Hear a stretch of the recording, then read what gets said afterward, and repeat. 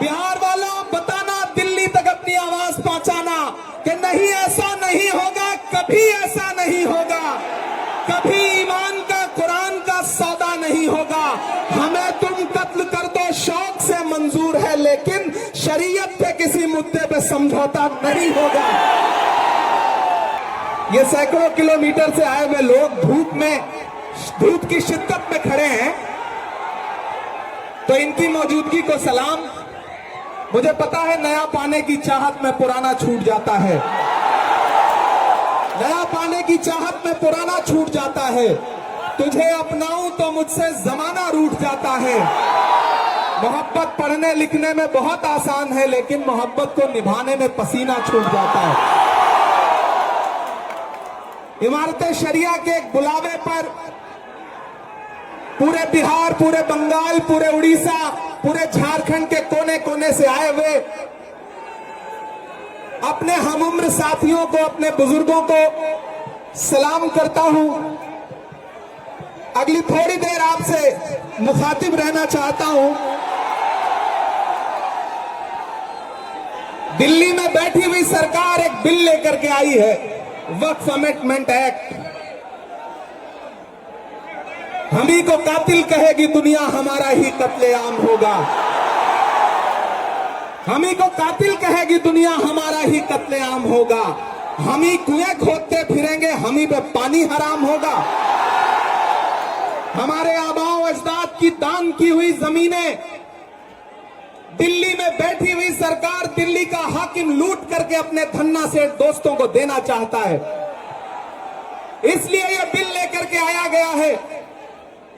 पूरे मुल्क में इस बिल के खिलाफ एहतजाज हो रहा है। देश की पार्लियामेंट में आपने देखा, हम सारे लोगों ने इस बिल के खिलाफ लगातार लड़ाई लड़ी, लेकिन नंबर उनके पास है, इसलिए यह बिल पास हो गया। अब लड़ाई सड़कों पर लड़नी है। देश की माननीय उच्चतम न्यायालय में, सुप्रीम कोर्ट में यह मुकदमा ऑलरेडी पेंडिंग है, और मुझे पूरा यकीन है कि हमारे देश की सुप्रीम कोर्ट इंसाफ जरूर करेगी। महान बादशाह सिकंदर ने जब यूनान फतेह किया तो जीत का जश्न मनाने के लिए वो शहर की सड़कों पर निकला, तो उसने देखा कि पूरा शहर जश्न मना रहा है, लेकिन एक फकीर इंसान सड़क के किनारे बेसुध होकर के सो रहा है। सिकंदर को गुस्सा आया। सिकंदर अपने घोड़े से उतरा और उस सोते हुए फकीर के पास पहुंच करके गुस्से में उसे जोर की एक लात मारी, और लात मार के कहा कि क्यों रे फकीर, मैंने शहर जीत लिया, शहर जश्न मना रहा है और तू सो रहा है। तो उस फकीर ने उन्नीदी आंखों से सिकंदर की तरफ देखा और देख करके कहा कि शहर फतेह करना बादशाहों का काम है, लेकिन लात मारना गधे का काम है। पिछले 11 साल में इस सरकार ने आवाम को सिर्फ और सिर्फ लात मारने का काम किया है, और अब ये बिल लेकर के आए हैं, और उन्हें लगता है कि आप खामोशी के साथ उनके हर जुल्म सितम को बर्दाश्त कर लेंगे। हमें पता है नहीं करेंगे, नहीं करेंगे ना, नहीं करेंगे ना। आपकी यहां मौजूदगी इस बात की गवाह है। मुझे पता है धूप बहुत ज्यादा है, इसलिए हजारों की तादाद में लोग दरख्तों के नीचे किनारे बैठे हुए हैं, वो बीच में नहीं आए, लेकिन फिर भी आज पूरा पटना, पूरा बिहार जाम हो चुका है। लोग लाखों की तादाद में घर से निकल करके आए हैं। मैं सलाम करता हूं आपकी जिंदा दिली को, आपकी मोहब्बत को। फैसल रहमानी साहब के एक बुलावे पर मैं उनको भी सलाम कर रहा हूं। ये जो नई नस्ल है, ये पानी की तरह बह रही है। मैं इस नई नस्ल के बहने को भी सलाम करता हूं।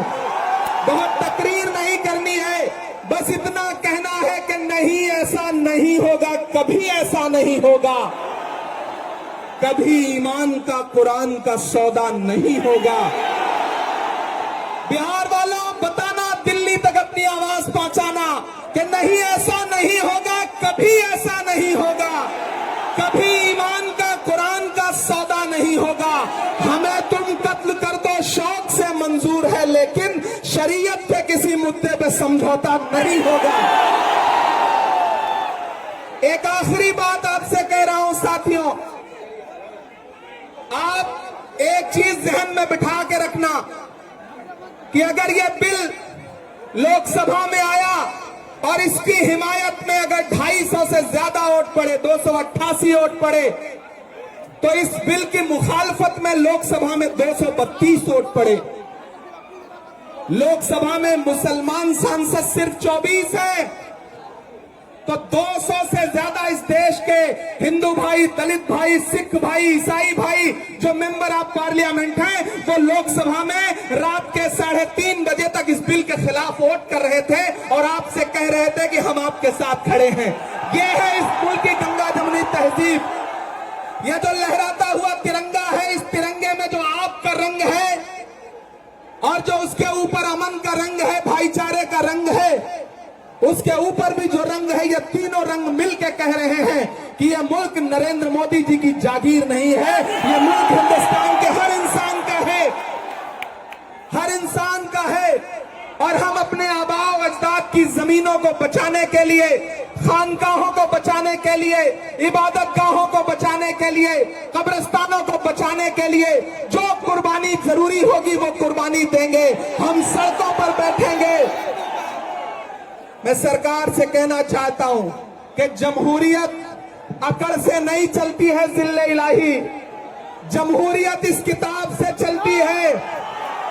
यह जो संविधान है जिसे डॉक्टर बाबा साहब अंबेडकर ने अपने खून पसीने से लिखा था, इस किताब से मुल्क चलेगा, किसी की अकड़ और जिद से नहीं चलेगा। नरेंद्र मोदी जी, आपको यह समझना पड़ेगा कि आप हमारी हिमायत में जो बिल लेके आए हैं, हमें पता है वो हमारी हिमायत नहीं बल्कि हमें बर्बादी का सामान लेकर के आए हैं। आपकी साजिश हम समझते हैं, आपकी मंशा हम समझते हैं और हम इस बिल के खिलाफ खड़े हैं। आज यहाँ पटना के ऐतिहासिक गांधी मैदान में बस इतना कह के जा रहा हूं, वक्त बहुत कम है, बोलने वाले बहुत ज्यादा हैं।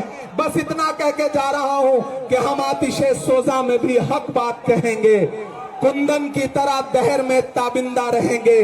तारीख बताती है कि हर दौरे सितम में हम जिंदा थे, हम जिंदा हैं, हम जिंदा रहेंगे।